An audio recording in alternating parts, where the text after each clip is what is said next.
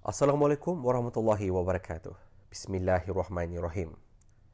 Alhamdulillah, kita panjatkan syukur kepada Allah Subhanahu Wa Taala kerana dipertemukan lagi dalam laporan dari Tanah Suci edisinya kali ini. Alhamdulillah, Mekah Al-Mukarramah terus berdatangan para duyuf Rahman dari pelosok dunia saat Hari Arafah yang sudah kian mendekat ini. Masjidil Haram pastinya terus dipadati dengan jemaah setiap tiba waktu solat. Kesempatan diambil untuk beriktikaf, beribadah dan membaca Al-Quran. Tidak kurang melepas peluang bermohon dan berdoa, terutama di Multazam, tempat mustajabnya doa. Walaupun sudah seminggu berada di kota suci Mekah, namun kerinduan pada kota suci Madinah Al-Munawwarah masih terasa. Kenangan manis setelah 10 hari berada di kota suci itu semestinya meninggalkan impak yang besar kepada bakal jemaah dan mengharapkan agar berpeluang lagi berkunjung ke kota Anbiya itu.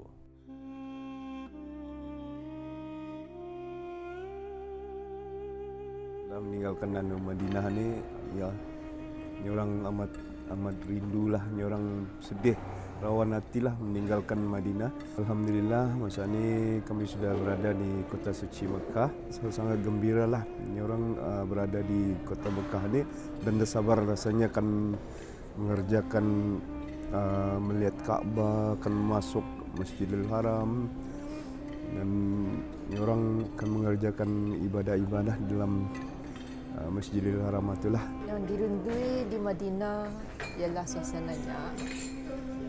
It's got a different aura over there. Very peaceful, very serene. Boleh dilihat mengapa Nabi kita ni, Nabi Muhammad SAW mencintai kota Madinah. Memang sana tu beautiful, really beautiful. Harap-harap insyaAllah akan diberi peluang lagi. Dah sabar untuk masuk ke Masjidil Haram, untuk tawaf, untuk sujud depan Kaabah, mohon kampunan kepada Allah SWT. Mohon segalanya daripada Allah SWT. Beribadah di Masjidil Haram sepenuhnya, insyaAllah. Rasa hibahlah dan terharu pernah datang ke Tanah Suci ini untuk mengerjakan haji bersama keluarga. Dan alhamdulillah lah, kami pun di sini merasa sihatlah. Walafiat sepanjang perjalanan kami. Ya, kali pertama setelah 2 tahun tertangguh disebabkan dari COVID-19. Ziarah Rasulullah SAW, yaitu di Masjid Nabawi. Yang paling diri. Yang rindu. Alhamdulillah, kerana inilah yang saat yang ditunggu-tunggu kan untuk mengunjungi Masjidil Haram Mekah, iaitu ia berbeza walaupun beberapa kali sudah umrah, tapi ini haji kan, kerana ia merupakan satu idaman bagi setiap individu untuk mengunjungi sebagai tetamu Allah Subhanahu Wa Taala. Lagipun tadi masa kami meninggalkan kota Madinah tu terasa keluar air mata lah masa dalam bas tu. Memang sedih banget. Itu tenang satu-satunya kami melihat Kaabah. Memang dapat-dapatlah akan melihat benar-benar. Lagipun sudah macam terasa sabar rasanya. Mekah Al-Mukarramah yang pernah merakam pelbagai detik penting dalam silsilah pembentukan Islam menjadi tumpuan pengunjung Islam seluruh dunia. Peluang menziarahi tempat-tempat bersejarah tersebut juga diambil bakal jemaah haji negara Brunei Darussalam.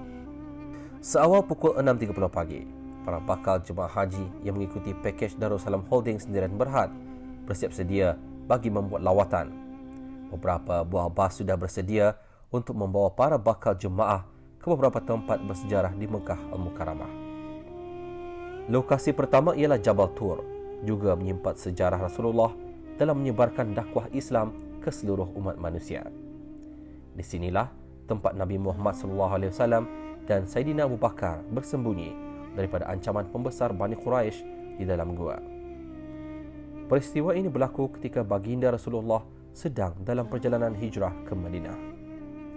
Di sini, para bakal jemaah tidak melepaskan peluang untuk mengambil gambar kenang-kenangan sambil mendengar cerita sejarah dari para mutawif yang dilantik. Lokasi seterusnya ialah Jabal Rahmah. Tempat ini pernah menyaksikan peristiwa agung dalam sejarah lipatan manusia yang membabitkan Nabi Allah Subhanahu Wa Taala. Di sinilah kawasan pertemuan Nabi Adam dan isteri baginda Siti Hawa selepas sekian lama berpisah sebaik mereka dikeluarkan dari syurga dan diturunkan ke muka bumi. Semestinya kesempatan menziarahi tempat bersejarah ini tidak disia-siakan oleh para bakal haji.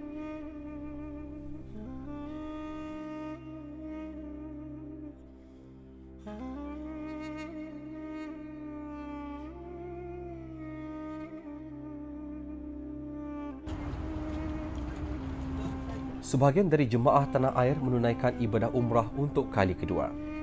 Mereka dibawa untuk melepaskan niat umrah ke miqat di Masjid Aisyah di Tanaim, tempat miqat yang paling dekat dengan Masjidil Haram.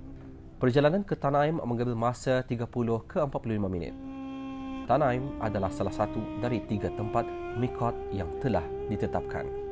Antara ganjaran umrah seperti mana hadis Nabi SAW yang diriwayatkan oleh Bukhari dan Muslim.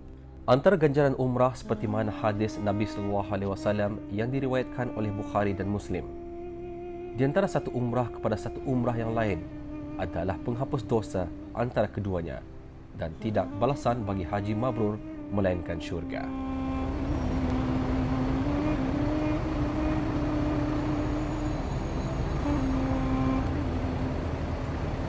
Alhamdulillah, dengan paparan itu tadi, saya akhiri dulu laporan dari Tanah Suci.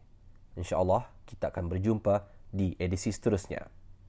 Dari Mekah Al-Mukarramah, Aziz Ahmad mengakhiri pertemuan.